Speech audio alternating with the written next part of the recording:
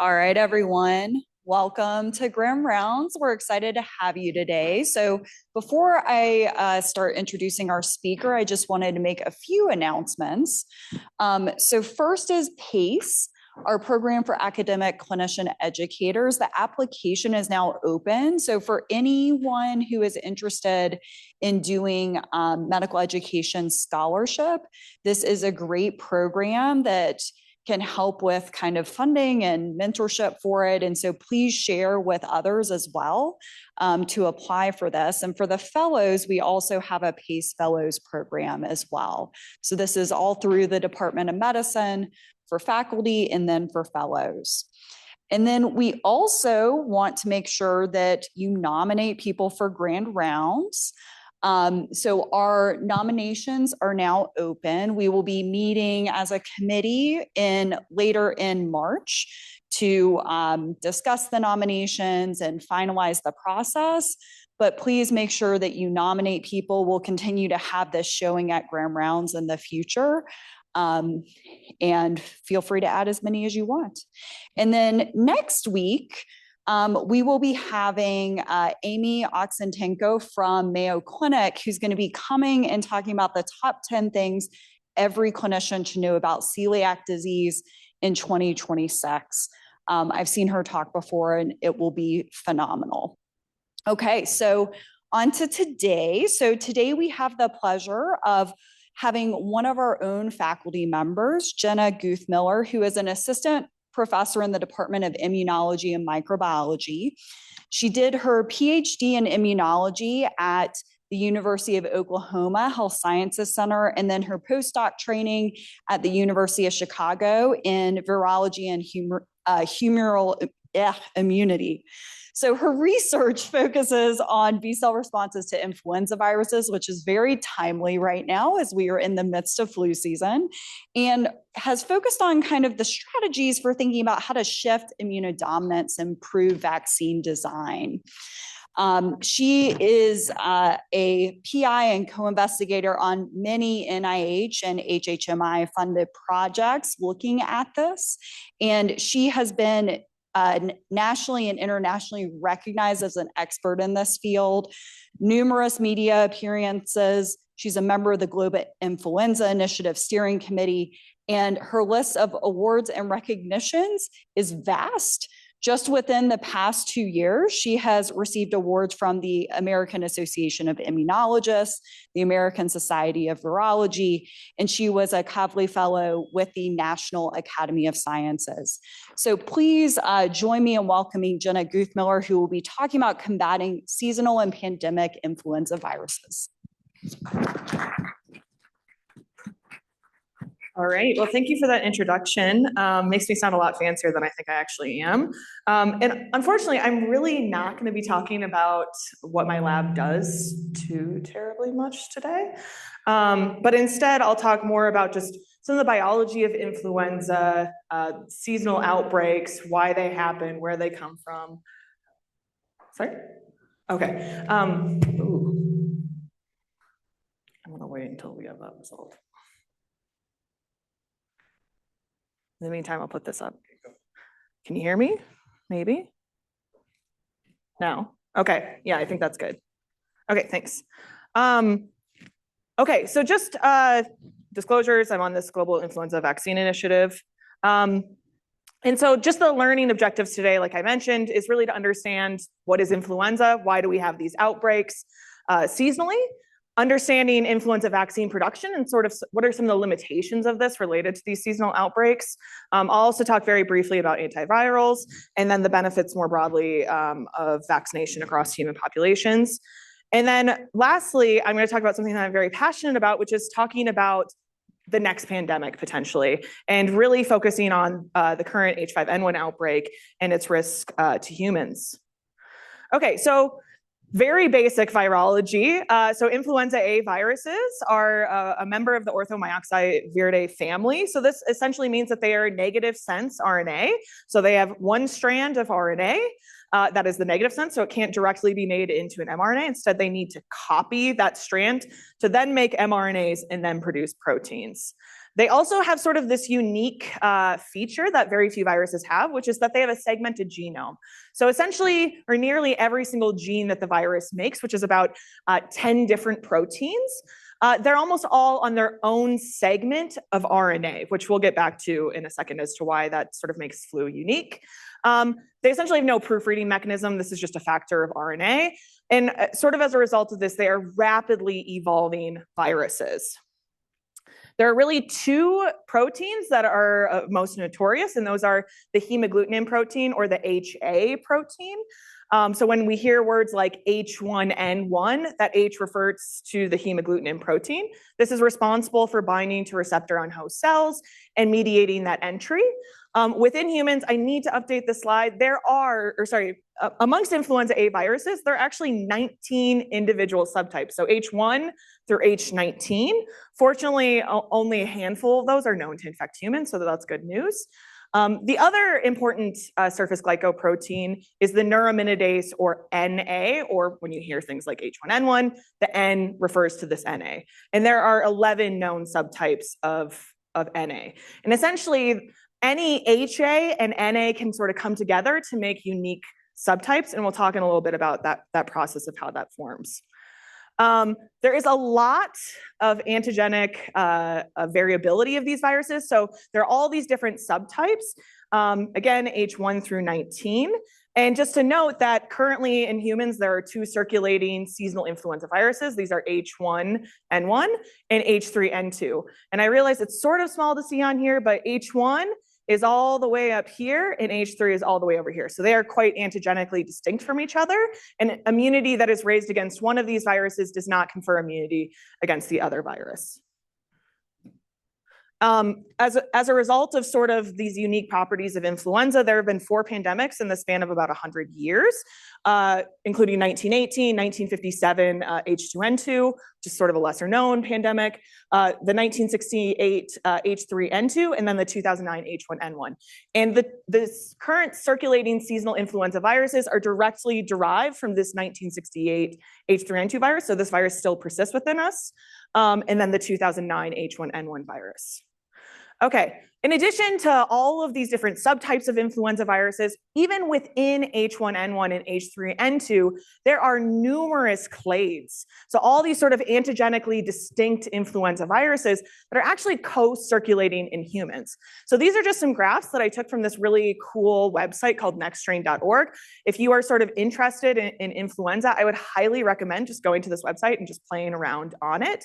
But the point, again, that I'm just trying to draw here is at the bottom, we're looking at time. I grabbed these images yesterday, so this is up to date. And each one of those circles represents a single isolate that has been sequenced and then uploaded that is then here presented. So H1, we have probably 1, 2, 3, 4 different clades that are currently circulating that there's been recent cases of. And then if we look at H3N2, we can also see that there's upwards of 1, 2, 3, 4 different clades that are also co-circulating of this particular virus. And so one that has particularly been making the news recently is the H3N2 subclade K. So I'm sure probably almost every single person in this room that is seeing patients at the moment is having a patient that's coming down with influenza viruses, and it's a good chance that it's not only H3N2, but it's also this subclade K.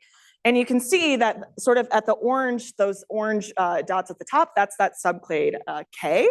If we sort of look at the last 6 months of circulation of H3N2 viruses, what I hope you can appreciate is that even in the last 6 months, this subclade K, which is represented in orange, both on the left and then in those pie graphs on the right-hand side, that this is really the dominant clade that has been circulating. And one sort of fun fact of influenza virus seasonality and spread is that as members of the Northern Hemisphere, right, our flu season is in the wintertime, which just happens to be December, January, February. But in the Southern Hemisphere, right, this is going to be their major influenza outbreak is going to be taking place in what is our summertime. So you can nicely see that in Australia, right? That we see that there's this emergence of this K clade, but not so much in South America, which theoretically went through the same flu season. And so what has actually been identified is that this subclade K emerged in Australia and actually traveled up into Japan first, where there was a massive outbreak this last fall of Australian tourists that came to Japan, got a bunch of Japanese people sick, and then since then has basically made its way across the Northern Hemisphere to cause this massive outbreak. And then, of course, how seasonal influenza vaccines work. I'll talk more about the selection process for this. But currently, the 2025-2026 vaccine strain is this X way down here. So what I'm showing here is a phylogenetic tree. So the closer these individual dots are, the more closely related they are. So as you can imagine, I don't know where my mouse went. As you can imagine, with the X here, right, this strain right here is not very well matched to this subclade K. And this could be one of the reasons that we're having such a massive outbreak is that the vaccine really does not cover what is really causing the biggest outbreak. Okay, so why do we have all of this antigenic diversity? And what I mean by antigenic means is what our immune system actually makes an immune response against. And so influenza viruses have this really great potential to undergo this process known as antigenic drift, which at the end of the day just means that the virus is mutating and it's selecting for mutations that evade host immunity. This is really what's responsible for these seasonal epidemics. This is largely due to the fact that this RNA-dependent RNA polymerase, so how the virus is able to replicate itself, is just very sloppy. There's no proofreading mechanisms, whereas our host cells have plenty of proofreading mechanisms to make sure that we're not just introducing mutations that could be deleterious. Selection, there's a selection of viruses that have immune evading properties, but then there's also this counterbalance is as it evolves to evade our host immunity, it also has to evolve to maintain its fitness. Because you can imagine if you just start generating a bunch of mutations, that's probably not going to be great for your survival. So it has to be very selective of how it does this. And this is, again, part of this process of antigenic drift. HA, so the hemagglutinin protein, mutates more than neuraminidase. And specifically, what I'm showing here on the right-hand side is just what that HA protein looks like. And there's sort of these two domains, this head and this stalk. The head domain is the part that actually binds the host receptor. It's the part that sort of sticks out and is exposed to the host immune system better. And we know that this is where the vast majority of mutations accumulate on the surface of the virus. Whereas this stalk domain, which is lower down, it's important for actually entry of the virus into the host cell. Is less mutable. It mutates at a less frequent rate, in part because it takes a huge fitness cost to the virus when it evolves in this region. Okay, another way that influenza viruses can evolve is through this process known as antigenic shift. And so if you remember, I mentioned that this genome of the virus is segmented, which again means that almost every single gene is on their own segment of RNA.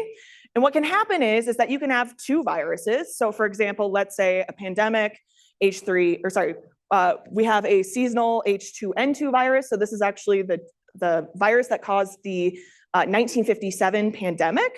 And what happened is that virus and an avian H3 virus got into the same host, into the same cell, in fact. And what happened is when it went to go make new virions, because the segments are essentially just disassociated from the virus, a new virus can emerge that has different segments from these two different viruses, resulting in what was the 1968 H3N2 virus. So again, it's the reassortment of these viral segments to generate novel viruses. It's super infection, and it's very common actually in hosts that are susceptible to multiple infections. And sort of a great example of a host that is susceptible to multiple infections is pigs. So if you guys remember the 2009 H1N1 pandemic, this is commonly referred to as the swine flu. And actually that virus was a triple reassortant between a swine influenza virus that actually was derived from the 1918 pandemic, human seasonal influenza viruses sort of the time, and then an avian influenza viruses to essentially generate a completely novel influenza virus. And just to note that not all HAs and NAs are compatible. So while this process does happen pretty readily in nature, there are limitations to what can actually come out and potentially cause a human pandemic. Okay, so antigenic drift and shift are actually responsible for pandemics. So most of the time we think of antigenic shift being responsible for pandemics, which is true for 1957, 1968, and 2009. But actually, to the best of our knowledge, the 1918 H1N1 pandemic was an avian influenza virus that actually adapted to infect humans directly. So it's largely believed that there was a person that got infected with it, had a severe infection. The virus started to evolve to better infect humans, and bam, the 1918 pandemic. So it can go both ways. Okay, so moving on to vaccines. So these are, as I think everybody knows, these are updated annually to incorporate new strains, really based on what is circulating. But this is sort of where the limitation of the vaccine comes into place. So strain selection for the coming year is actually starting to be decided right now. Okay, so essentially what the WHO is doing is that they're trying to understand, what viruses are currently circulating, what are the dominant ones, and then they're starting to do these immunological assays where they determine how well these viruses evade serum. And the idea is that if there's a fourfold reduction or greater reduction in this sort of arbitrary assay that we as influenza people like to run called the hemagglutination inhibition, or the titer is below a certain level, we update the vaccine. I want to preface that this is not based on human sera, this is based on ferrets. So what they do is they infect ferrets with these current circulating clades, and they see how well does the sera that was raised against these different clades inhibit the virus that's in the vaccine. Okay, so if there's a fourfold or greater reduction in those antibody titers, then they'll update the vaccine. The other sort of thing that they have to take into consideration is, well, how well does this virus strain grow? So the vast majority of vaccines, so about 95+% of the influenza vaccines that people receive, are inactivated influenza virus vaccines, which means that we had to grow up the virus to inactivate it to then just give us basically a bolus of dead virus, if you will. And so there is actually a consideration of, well, how well does this virus grow? In both embryonated chicken eggs, which is a technology that was developed in the 1930s that we're still using today, or more recently, mammalian cell culture, which is more of the updated vaccines. And maybe you guys have heard of the specific brand name is Flucelvax. Okay, so I already sort of mentioned this. So what kinds of vaccines are available? So the vast majority of influenza vaccines are these inactivated split viruses. So there's a variety of different ones of these produced by different companies. The vast majority of these are produced in chicken eggs. The chicken egg-based vaccine easily makes up 90+% of the market, but it is becoming more popular to get the Flucelvax, in part because people with egg allergies are concerned about getting an egg-based vaccine, although the CDC started recommending in about 2017 that it's actually safe if you have an egg allergy to get these egg-based vaccines. But there is additional data to support that the Flucelvax so the cell-based vaccine, not the egg-based, is slightly more effective than the egg-based, in part just because a mammalian cell-based vaccine sort of looks more human-like, so it's going to look more like the viruses that are actually growing in humans, whereas the egg-based vaccine, sort of the viruses that grow in there start to have adaptations specific to eggs and look a little less like the viruses that circulate in humans. I also want to preface that there's like these recommendations for ages. So this is based on 2025 recommendations. I think most people are aware that last month that these recommendations, was it even last month? I can't keep track of time. That many of these recommendations have actually changed, particularly for young children. The other vaccines that are available are things like recombinant-based vaccines. So one example of this is something known as Flublok.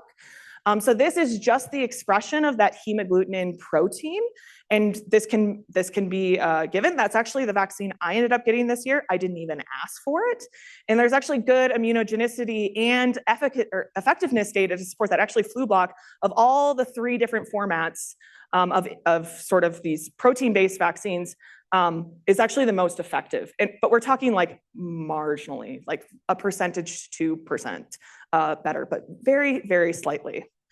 The other vaccine that people can receive are live attenuated vaccines. So there have been the production of these live attenuated vaccines, most commonly known as, the brand name is FluMist. And this is the only approved vaccine in the US that can be given intranasally. The challenge though with the FluMist is, so there's some plus and negatives. So there is data to support that FluMist is actually more effective in young children. So typically before the age of 5, FluMist is better than the inactivated vaccines. But it's shown after that age that actually the inactivated vaccines are more effective than the live attenuated. So just when you're thinking about what vaccine to give to different age groups, FluMist is probably a better vaccine to be giving to younger children, whereas once they've hit the age of 5, they already have pre-existing immunity against influenza. Those inactivated vaccines are more effective. And in fact, it's sort of believed that once a person has established pre-existing immunity via infections in their lifetime, that FluMist is just a very weak virus, it's attenuated, and as a result, it's just cleared really rapidly, and it doesn't really elicit an immune response in older individuals. And then, of course, for the older group, so 65 years and older, there are 2 sort of newer vaccines that have come out, including Fluad, which is an adjuvanted vaccine, as well as the Fluzone high dose. So this is basically about 3 times the concentration of your normal influenza vaccine is this high dose vaccine. And both of these have shown advantages in elderly populations relative to just the regular seasonal influenza viruses.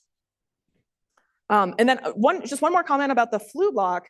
There was recently, and I think probably in the next few years, we'll start seeing it come onto the market, that there's going to be a combination of this flu block vaccine and actually the Novavax SARS-CoV-2 protein-based vaccine. So I very much look forward to sort of that combination vaccine, which may be a great option for people in the future. Okay. I am sure everybody in this room has had to tell their patients, why should I get the seasonal vaccine each year? And there's often misconceptions about what does that flu vaccine effectiveness even mean? And so what I'm showing sort of here on the lower left-hand side, and I realize the numbers are quite small, but just the y-axis only goes up to 70, and that's our relative seasonal influenza vaccine effectiveness. So some years it's really bad, like 19% in 2014, 2015, which we do know was related to a vaccine mismatch, where the H3N2 strain that was in the vaccine was mismatched to what actually ended up circulating. I think we'll probably see something similar this year because the mismatch is quite dramatic. But we're ranging anywhere from 19% to upwards of about 60% effectiveness, which is not terrible, but it's not great. And what I mean by effectiveness is the ability of the virus to reduce infections. This doesn't mean reductions in severe infections, hospitalizations, or deaths, just a PCR positive influenza infection, which is maybe not the best way when we're thinking about how we interpret vaccine effectiveness. Of course, we know that the influenza burden is quite bad. This is until 2024, but the last 2 years have been sort of unprecedentedly bad years, and I think this year is going to take the crown from last year. Okay, but when we think about the vaccine and the things that it actually prevents, it's actually quite good at preventing severe infections, hospitalizations, and deaths. And this was an estimate that was provided by the CDC that the flu vaccine in the 2023 to 2024 season prevented about 9.8 million illnesses.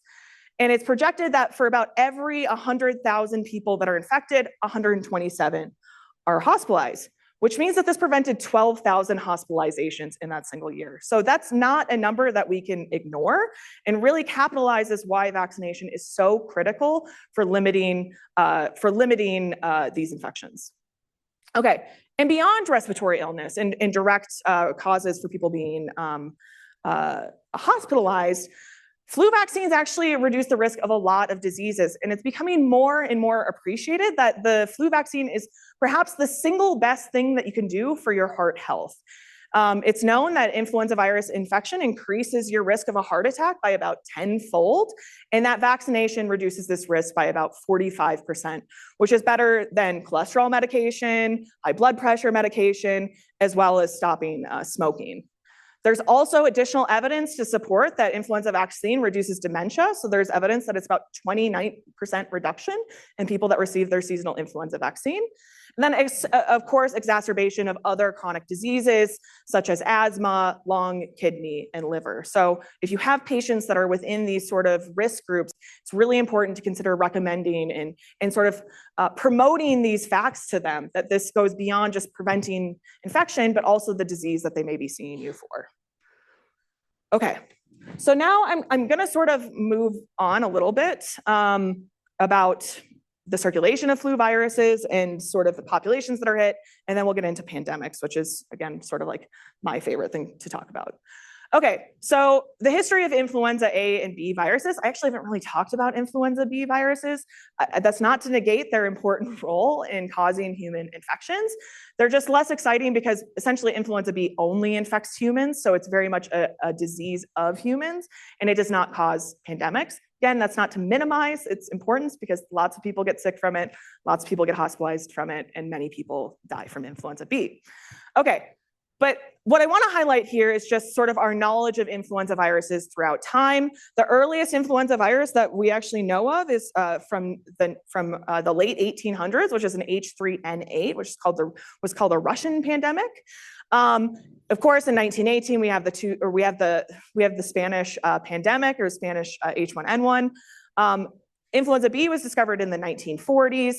Pandemic of H2N2 followed by H3N2. We had a reemergence of H1N1 in 1977. There are lots of geopolitical reasons that I could talk about what happened in 1977 that I won't get into, maybe a little bit conspiratorial in nature. So come talk to me afterwards if you want to learn more about that and you like history and infectious diseases.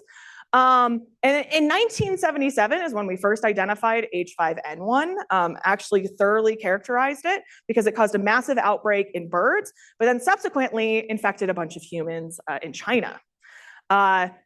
Then we had the 2009 pandemic, and subsequently since then, we've also observed this H7N9, which causes has also caused quite a few human infections. And sort of, I just want to raise H5N1 particularly because it's sort of this persistent threat to human health. Okay, so first to talk about populations that are hit by seasonal epidemics, I think everyone probably knows that the very young and the very old are the most susceptible to influenza infections. And this is further stratified here that it really doesn't matter what type of virus it is, it's predominantly happening in the elderly. We do see though that there seems to be more H3N2 infections in the elderly, and I'll sort of talk.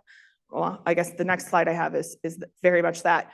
And we think that likely the older population is more susceptible to H3N2 because the very first influenza virus that they were ever exposed to was actually a derivative of the 1918 H1N1 virus. And there's lots of really nice data to support that the very first influenza virus that you're ever infected with basically provides you lifelong protection against similar influenza viruses. So if you were born before like 1955, you would have been imprinted or first infection with H1N1, and you'll be fine against H1N1, but you will probably get sick with H3N2, which again is this over 60 population.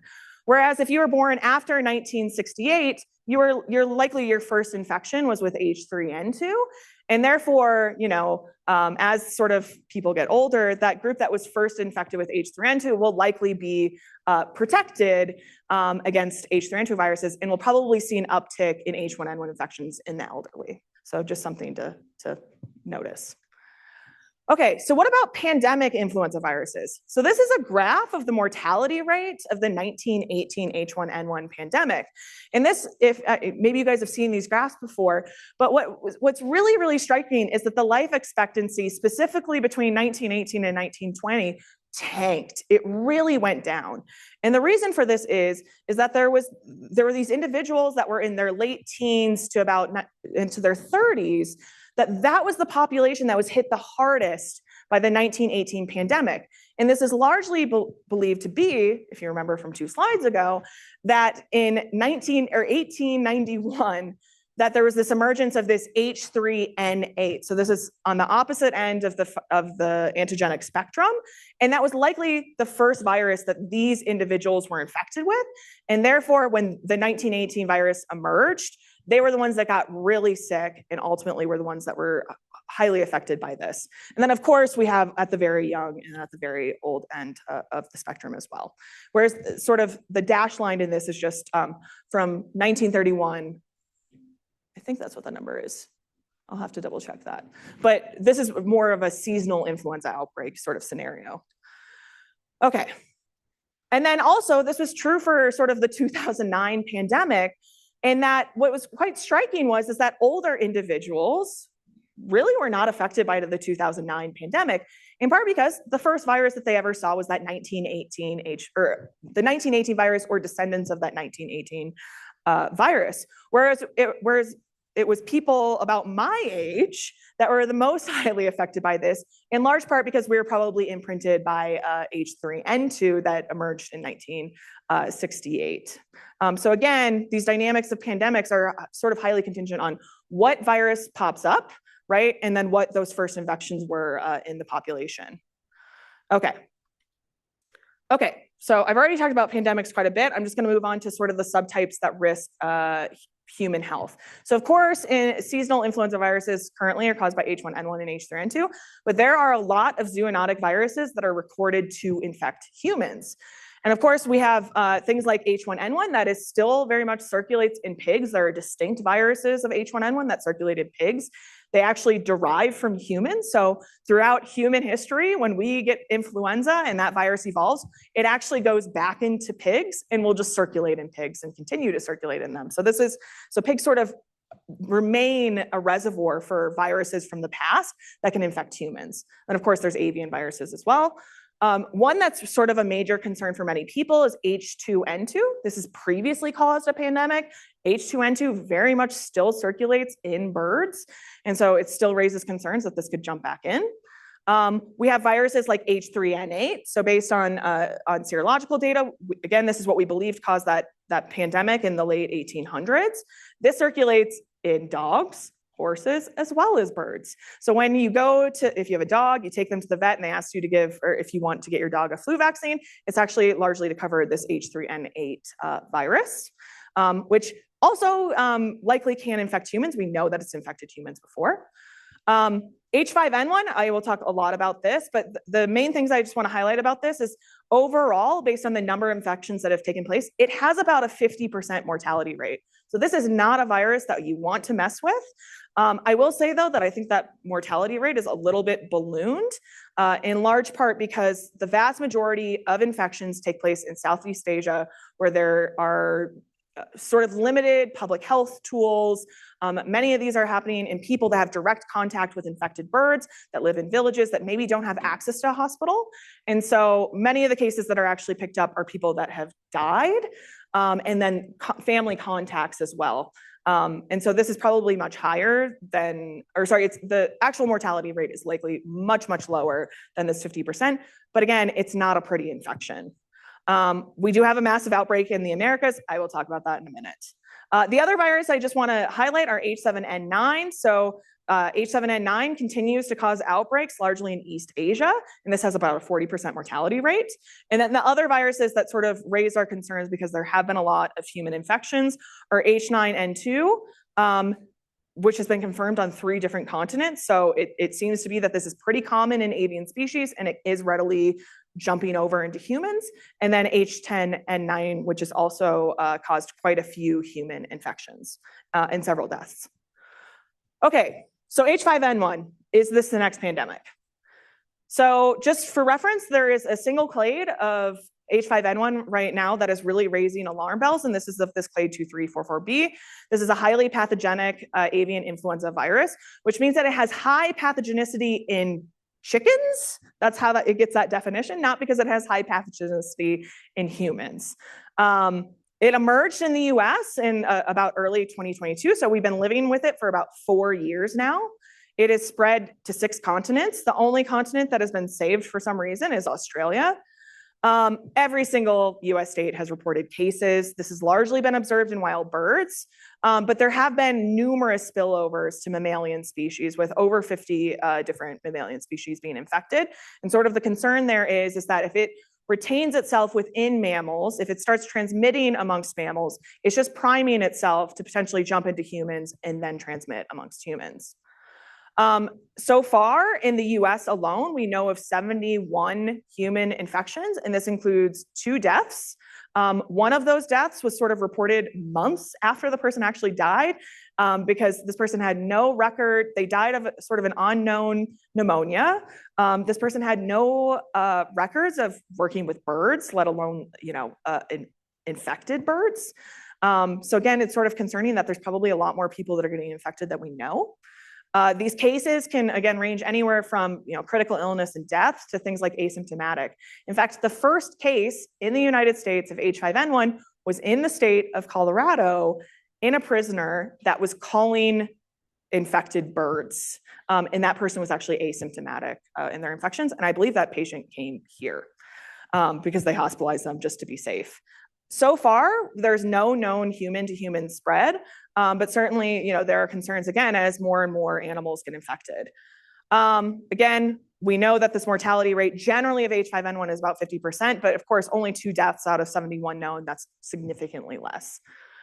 But another thing to just raise is that this also has a major impact on agriculture and ultimately our food supply shortage, or creates food supply shortages. So I took this screenshot on the 2nd of January last year, and that was the price of a dozen eggs. Nothing fancy about them, just the ones that you would get at King Super.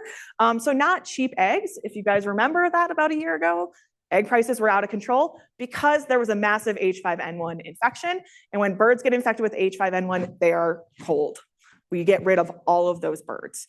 And currently there is a major outbreak in Kansas where I think it's about 700,000 birds have been culled in the last month alone, which actually relatively is not that many. When we were looking at this about a year ago, we were talking about millions, tens of millions of birds being culled in the time of January and February. Okay, as I mentioned, this virus is also increasing its host range. So this is actually a little bit of an outdated image. This is from June of 2024. If I were to get an updated one, which is hard to get, this is from the USDA. These are all different mammalian species that have been identified to have H5N1. You can see that there's a nice little concentration in Colorado, particularly up by Fort Collins, in large part because there is a USDA APHIS office there, so they actually can do surveillance for these things. So I wouldn't interpret that as, oh, Colorado is uniquely having a lot of these infections. We just happen to be looking for them, and that's why we're seeing a lot of them here. But the other thing I want to highlight is just short of 2 years ago, we identified that this virus actually jumped into dairy cows and continues to infect dairy cows. So it is actively transmitting amongst them. And what's very unique about this infection is that it's infecting the mammary tissue. So it's not causing respiratory disease. It's actually infecting the mammary tissue and affecting milk production. And so initially, there were all these vets that were getting called to one specific farm in Texas where there was unknown cause of mastitis. And what one very smart vet observed was a bunch of dead barn cats. H5N1, when it jumps into just a house cat, causes a neurological disease and is almost 100% lethal in house cats. And so he had the idea of, okay, well, this is weird that the cats are all dying. They're drinking the milk, they're dying. What is the cause of this? And they then tested it for H5N1 and it was a hit. And so likely the virus was circulating in dairy cows for about 3 months before we observed it. I don't know where my slides went. Maybe I've been talking about this slide too much. Oh no. And so, of course, we find that this H5N1 virus binds very nicely to the mammary tissue, causes mastitis. This number is out of date, over 50 confirmed human infections. And this was actually the first human infection that was identified on that farm in Texas of a dairy farm worker. And what he presented with was conjunctivitis. So he didn't have respiratory symptoms, but he had this pretty severe conjunctivitis, as you can see in the lower right-hand corner. I do want to just preface that by all indications that these H5N1 viruses sort of a major barrier for them to effectively infect humans is that they need to be able to bind to the human receptor for influenza viruses. And so far, they have maintained specificity for that avian receptor. So that's sort of good news. I'll maybe ruin that in a minute. And then in addition to that, I'm just highlighting one paper from my lab that we had done a little bit of work on this to identify that this virus that jumped over into dairy cows did have some sort of unique receptor binding properties.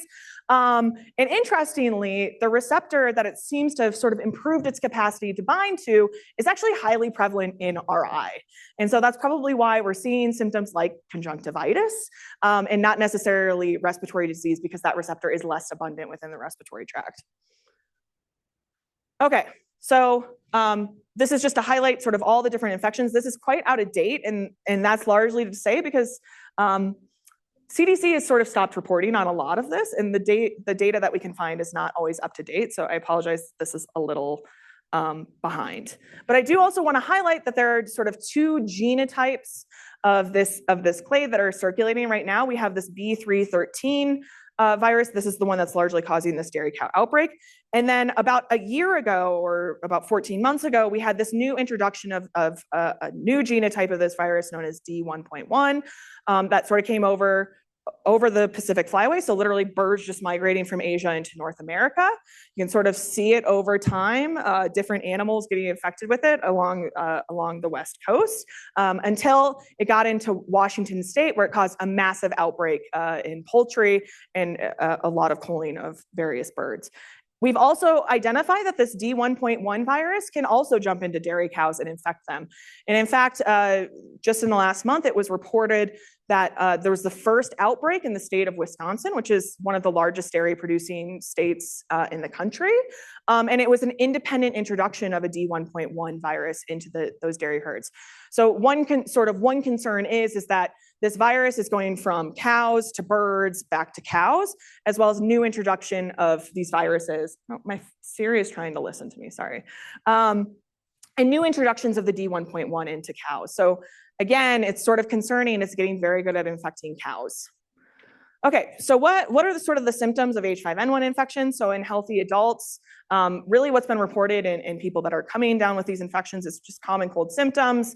Some people are sort of experiencing general flu symptoms. It's largely in the upper respiratory tract, self-limiting, again, mild cold symptoms, but there are sort of several examples. Of course, 2 different people have passed away from this, where they do have a lower respiratory tract infection. This can be life-threatening, in part because this virus particularly is very good at leading to direct viral pneumonia, independent of a secondary bacterial pneumonia. Fatigue, malaise, but again, the other major feature being conjunctivitis. So if somebody's coming down with general cold symptoms and they have conjunctivitis, maybe raise some alarm bells, particularly if they work with animals. Again, sort of the people that we see are the most susceptible are the immunocompromised, very young, and then also older populations. Okay, so I'm just going to highlight sort of 2 different people that have been infected with this, that there's been sort of reports on what their symptoms looked like. So in late 2024, there was a case of a Canadian teenager in British Columbia that came down with H5N1. They still don't know how this teenager got infected, but just to highlight, just an x-ray of their lungs one day and then the next day. So quite stark. And then in addition to that, there was an individual in Louisiana. He was actually the first reported death of H5N1 in the United States. This is a person that had backyard birds that likely became infected. He was exposed to it and then got infected. And this person was in the hospital for, I think, about a month. And what happens is when you have a virus and you're infected with them and you cannot clear that virus will continue to mutate and potentially adapt itself to infect you better. And that's exactly what we saw in this case of this particular individual. There are multiple mutations in that hemagglutinin protein. So again, this is important for the entry. And these are specific mutations, particularly at that position 190, that this is a really key contact for whether or not that virus will bind to the avian receptor or the human receptor. And in this case, they saw that virus actually had mutated to the human receptor, so that's not great news. And then in addition to that, There's also been observation, both in this person in Louisiana, but also pretty much all of the H5N1 viruses that are circulating at this point have acquired this mutation in that RNA-dependent polymerase. So this is what allows the virus to replicate. This is a very well-characterized mutation that is necessary for it to grow well in mammalian cells. And so the fact that this is basically in every H5N1 virus that we can find implies that it's already adapting itself or has adapted itself to infect mammals. So just, some concerning hallmarks. Okay, so testing. I probably don't need to talk to you guys very much about this. You know how to test for influenza viruses. But what I think I do want to just highlight is understanding the patient history. So have they had exposure to sick poultry or wild birds, potentially dairy cows? Do they consume raw milk? We do know that this virus can be present in raw milk at exceedingly high titers, but fortunately, this incredible process that was invented centuries ago called pasteurization 100% kills influenza viruses within milk. So please ask that question. If there was a sudden pet, particularly cat illness or death, or if they've recently experienced conjunctivitis. The other things I just want to highlight is that these are the current antivirals that are known that H5N1 is still that it is susceptible to. Certainly the one that people are probably most familiar with is oseltamivir or Tamiflu. By all indications, H5N1 is still very susceptible to this. And many of these people that are having these occupational hazards are just sort of preemptively being put on it, which I don't know how to feel about that because I do worry about viral evolution. But it's better than them getting infected with H5 for now. Okay, what about influenza vaccines? So one great thing about the flu vaccine is that we're sort of fast-tracked for approval by the FDA. And so because of that, if a virus comes up, we can very rapidly generate vaccines using the existing sort of pipelines that we have. So this sort of inactivated flu vaccine pipeline where we just infect embryonated chicken eggs and make vaccines that way. In the US, there's also ongoing clinical trials of H5N1, of various candidate strains related to H5.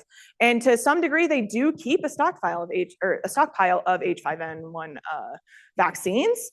From all indications, this virus, because it's not really getting that immune pressure, it's really infecting naive hosts.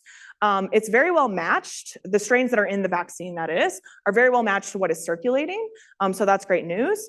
It is mostly produced in eggs, but sort of the concern that arises of that is because H5N1 is almost 100% lethal in chickens. The concern is that if we have an H5N1 pandemic, it could very well be infecting chickens, which then we have to cull and therefore do not have eggs to actually grow the vaccine. So alternative sort of pipelines should be considered. The US government, about a year and a half ago, put about $500 million in investment of mRNA vaccines for H5. That has subsequently been pulled this last spring to summer. So Moderna no longer has that contract. I think they still are sort of moving forward with maybe phase 1, but they don't have the money to continue past that. Elsewhere, other countries also stock up on H5N1 vaccines. And Finland is the first country that sort of preemptively started vaccinating people with occupational hazard, particularly for mink farmers, because minks are very susceptible to H5N1. And I guess it's Finland, they need fur. Okay, so just a few lessons I want to take from past pandemics as we sort of look forward. I do want to highlight that I think it's very unlikely we'll ever see an event like the 1918 pandemic again. And I think the biggest thing is that the healthcare infrastructure and the discovery of antibiotics have fundamentally changed the outcomes of influenza virus infections. In addition to that, we now have vaccines, which is obviously my favorite thing to talk about, and we also the discovery of antivirals. We also know that, especially in the case of H5N1, that there's probably a reduced risk of severe disease in the elderly because they were imprinted with H1N1, which is actually quite similar to H5N1. And then we have actual surveillance for emerging infections. And actually sort of a combination of these 4 different bullet points, or I should say 3 different bullet points, the combination of these really made the 1957, 1968, and the 2009 pandemics a lot less severe. There was nothing particularly unique about 1918 that would make it so pathogenic. It's really because we've come a long way in our ability to control it. And I also want to highlight, why was COVID different? Of course, lack of testing. This was a novel virus family, right? We had never seen a pandemic that we know of, at least in modern history, that was caused by a coronavirus. We had opaque reporting, lack of surveillance early on, in large part because we didn't even know what we were looking for. There was no approved COVID vaccine, so we couldn't sort of fast track one of these vaccines into humans. And then what's also been noted is that there's essentially no cross-reactivity of even seasonal coronaviruses. So things like NL63, for example, that immunity generated by that coronavirus does not cross-react with SARS-CoV-2. So it's just fundamentally a very different problem. Okay, so just to go back to my learning objectives, so hopefully you've learned all of these things. I will go back to this slide and I will then open it up for questions.